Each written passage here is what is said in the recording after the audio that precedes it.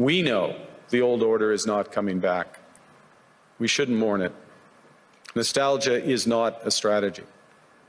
The old world is gone, frankly, the world I grew up in, and we live in a new era in geopolitics, and it's going to require all of us to sort of re-examine what that looks like and what our role is going to be.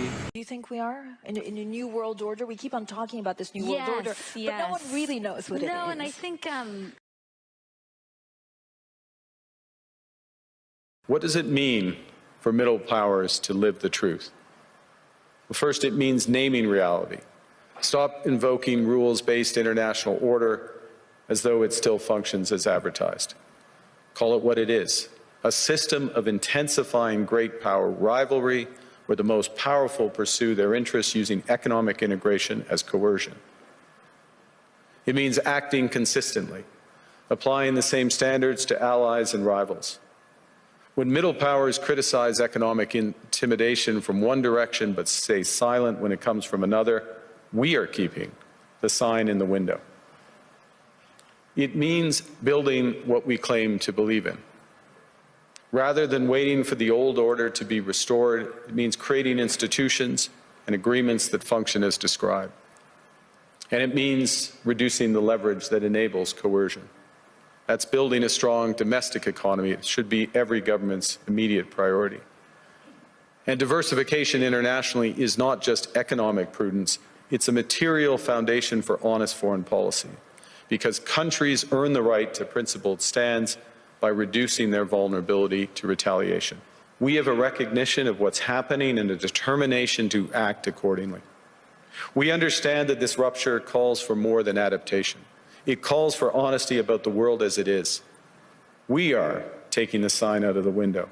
We know the old order is not coming back. We shouldn't mourn it. Nostalgia is not a strategy. But we believe that from the fracture, we can build something bigger, better, stronger, more just. This is the task of the middle powers.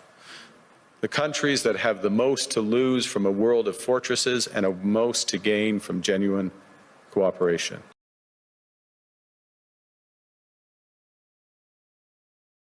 The old world is gone, frankly, the world I grew up in, and we live in a new era in geopolitics, and it's going to require all of us to sort of re-examine what that looks like and what our role is going to be. I think they want honesty, they want to know where we're going, where we'd like to go, where we'd like to go with them. So that's our hope. It's an important conference. My third time, twice as Secretary of State.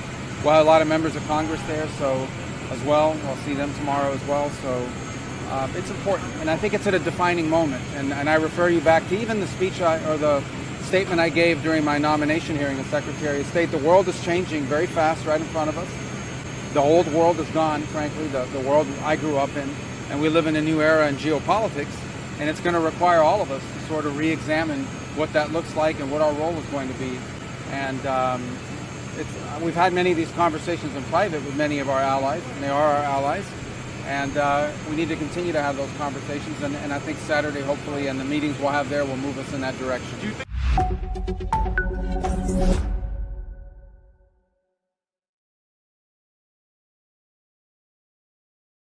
Do you think we are in a new world order? We keep on talking about this new world order, but no one really knows what it is. No, and I think, I think that Prime Minister Carney's remarks at the World Economic Forum were words that rung around the world in raising this question.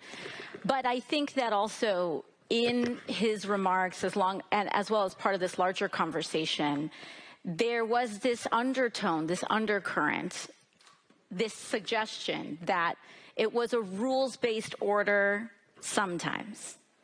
And I think that that is the issue that lies before us, is that in a so-called rules-based order, the rules for whom?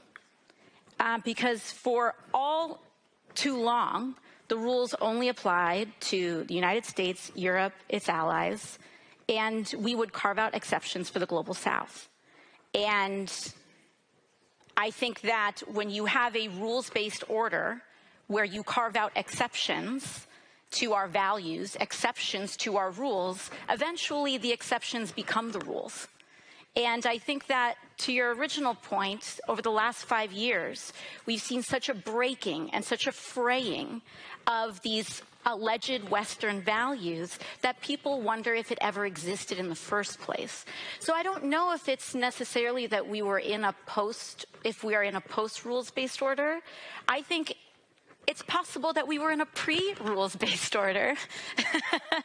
And we have an opportunity to explore what a world would look like if we upheld democracy, human rights, trade that actually centers working class people instead of accruing overwhelmingly the benefits of trade to the wealthiest. But if we reoriented a new era that could actually help people and show how foreign policy and healthy foreign policy can show up and help them in their lives.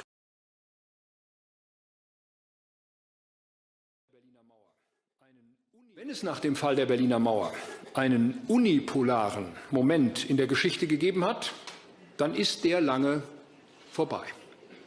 Der Führungsanspruch der Vereinigten Staaten jedenfalls ist angefochten, vielleicht schon verspielt. For 3 generations, trust amongst allies, partners and friends has made NATO the strongest alliance of all times. Europe knows deeply how precious this is.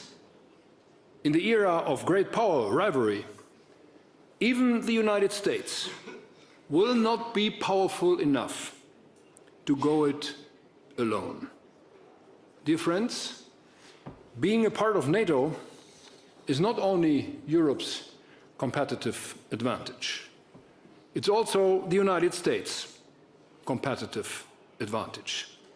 So let's repair and revive transatlantic trust together. We, the Europeans, we are doing our part.